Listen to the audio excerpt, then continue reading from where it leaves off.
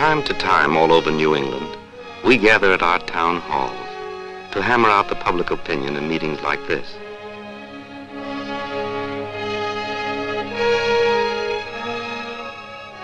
Sometimes the meetings get out of hand, and we argue back when the moderator raps for order.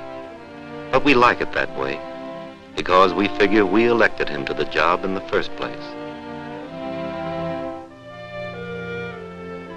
This particular meeting was pretty much like all the rest, except that the moderator called on Joseph.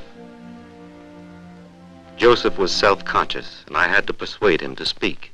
This was Joseph's first town meeting, his first and his last. 6 months before, Joseph had been a stranger to Cummington. As Joseph's minister, I felt I had come to know him a little better than others had in those 6 months. And watching him speak, as a neighbor and friend, I was remembering the day Joseph arrived with his wife Anna and the others.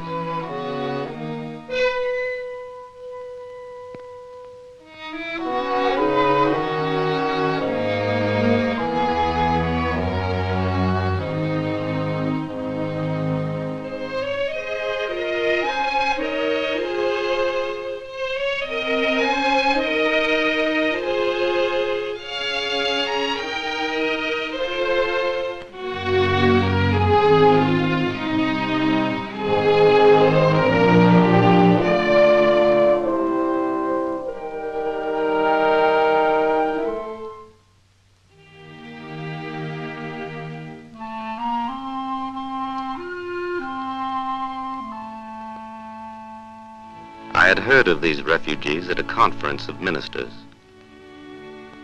They needed a place to live. My church had a house standing vacant. And I had an idea.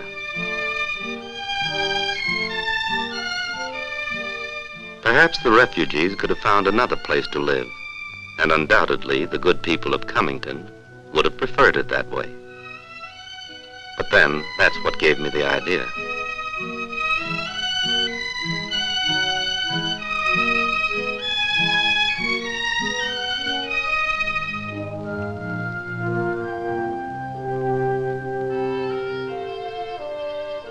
The first night. What do people do their first night in a strange house?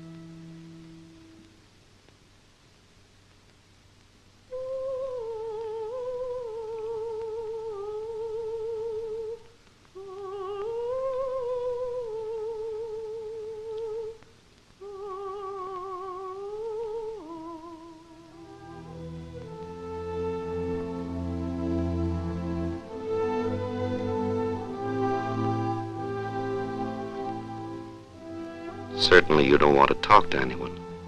So I said good night and went home to work on my sermon for Sunday.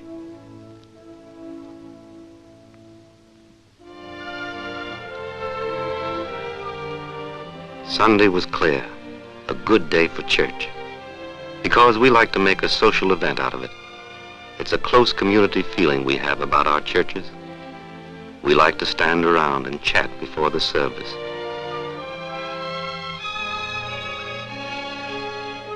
That's me with the blind organist. Sometimes I think it's too close, almost parochial. But maybe that's because originally, hundreds of years ago, our communities were built around the church. First church in Cummington, 1780. First house 7 years later, 1787. Almost before I had begun my sermon, I heard a commotion in the balcony and looked down to see the refugees filing in. late, of course, as the widow Susanna Archer said. I was moved because I knew they came from many different churches and denominations, Catholic, Jewish, Protestant, and I took it as a gesture to me. So I began again, taking my text from Leviticus.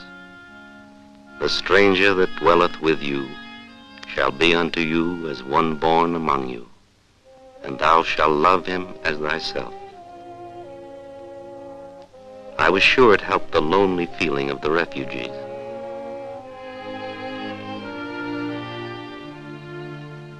I wasn't so sure about the townspeople of Cummington.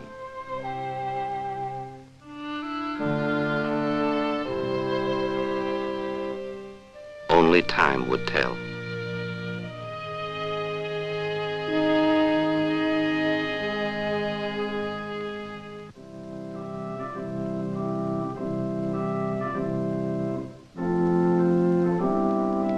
Toward the end of the service, I noticed one incident that gave me some hope.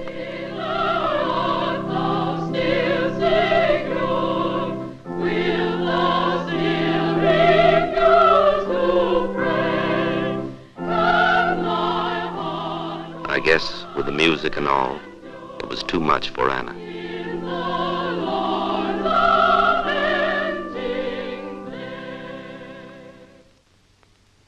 But when I heard about Joseph's visit to the grocery store, I began to realize sermons take a while to sink in. It seems he ran smack into the old Stove League, most exclusive club in America, and another place where the boys carve out public opinion.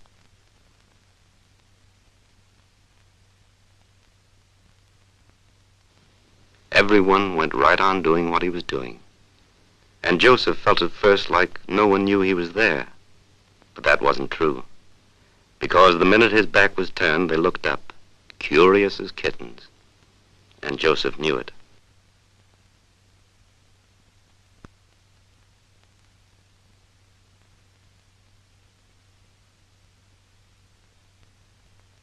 I've given a lot of thought to that day, and I'm sure the boys were just as self-conscious as Joseph. The trouble was, no one knew how to begin, how to make the first move.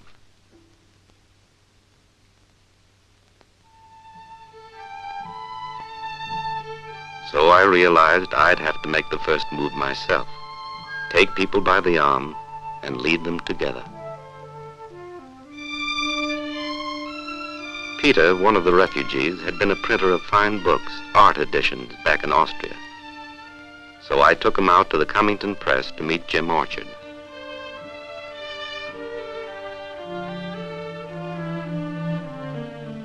I knew Jim could understand the old man's desire to get back to his craft.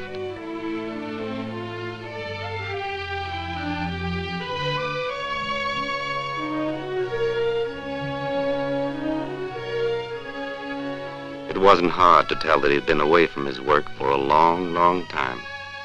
For all his politeness, he couldn't keep his hands off the presses.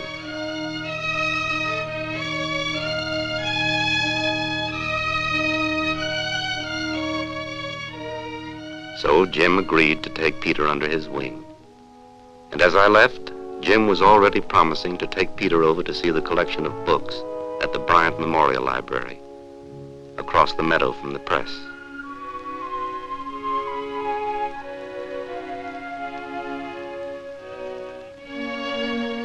The great American poet's house has been kept as it was the day he died, with his own collection of fine editions and manuscript.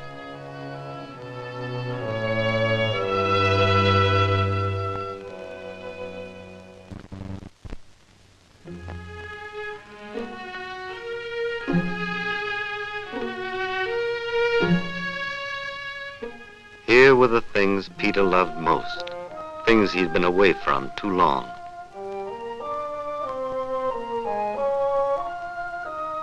He must have remembered how many of these same books he'd seen burned in the streets of his own hometown.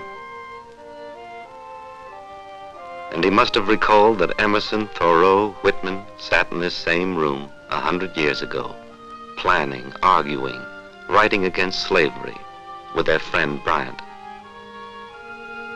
and a plan for the work he was going to do began to form in Peter's mind.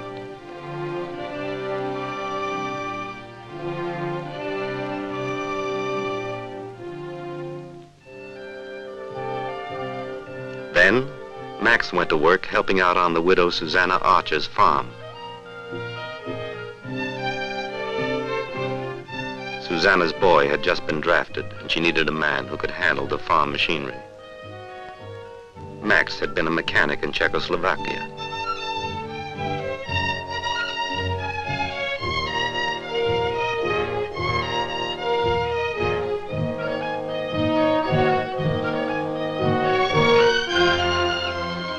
And over at the sawmill, the workmen got to know Sasha and understand his shyness in the best practical way, over the workbench.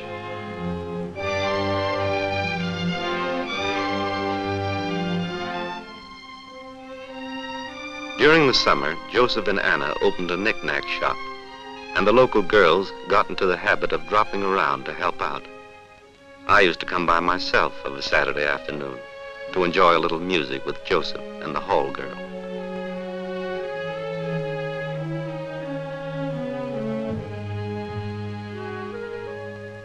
Frankly, I think Joseph and Anna were a little surprised to find Mozart in Cummington. Surprised and pleased. I think in many different ways. While we were getting to know the refugees better, they were learning about the New England countryside and its people.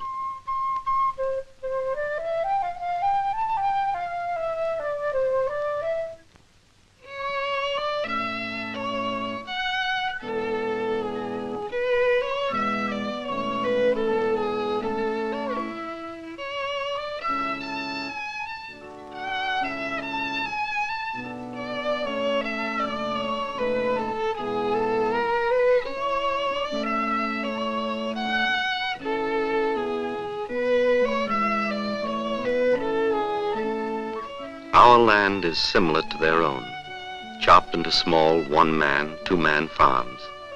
The soil is difficult, and the weather's cruel sometimes.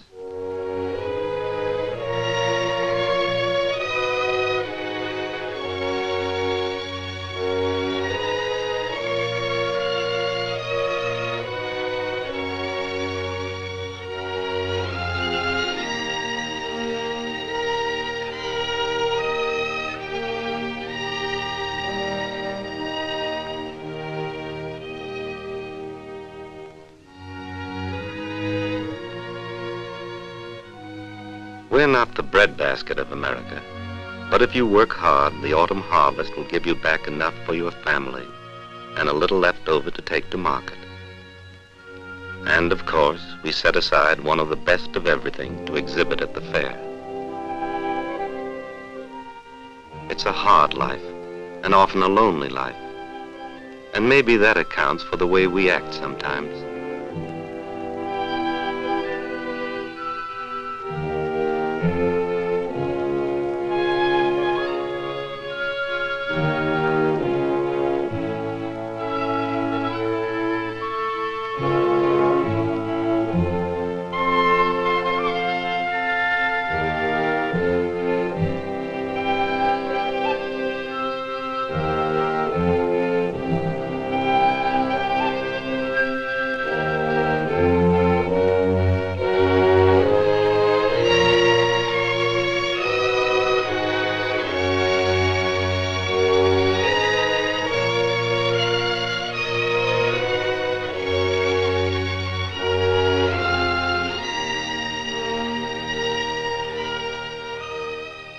And with the fall, there was a harvest in human relations, too.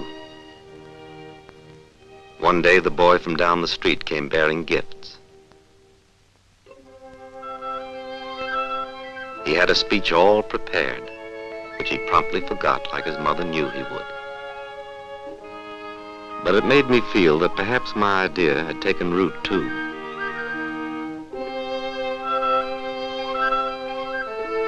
Out at the press, Peter was having a harvest of his own. He was finishing his woodcut of Bryant to be displayed in the art exhibit at the fair. And the title page he designed for Emerson's essay on self-reliance was coming off the press.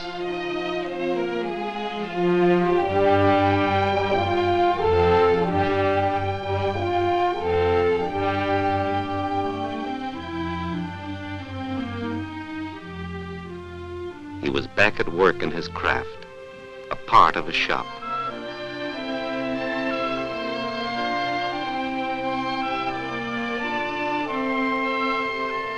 Then there was the night Joseph was taken to sit with the old stove league. That was a good night.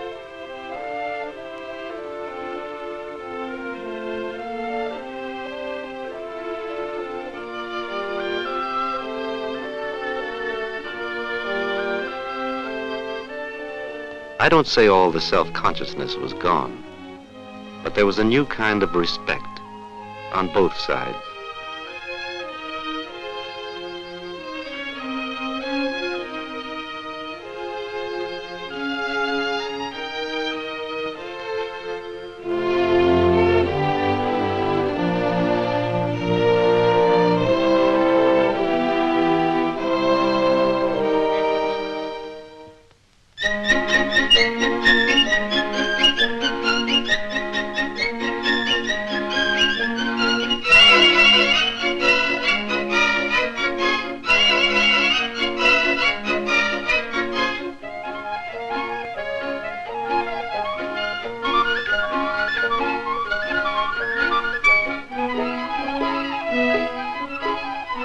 I think the excitement of the fair must be the same all over the world.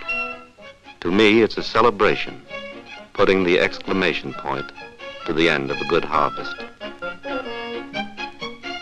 It brings people together to show off the results of a year's work to their neighbors, to learn from each other in good, friendly competition.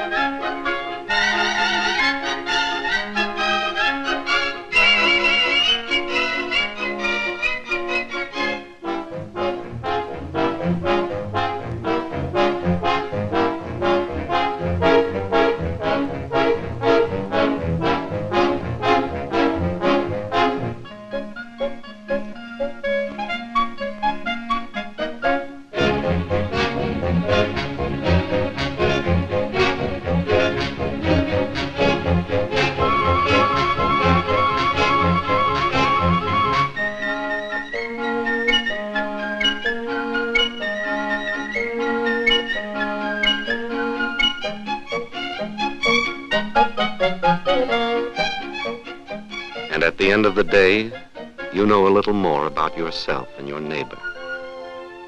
And you have a picture taken so you won't forget a good day in your life.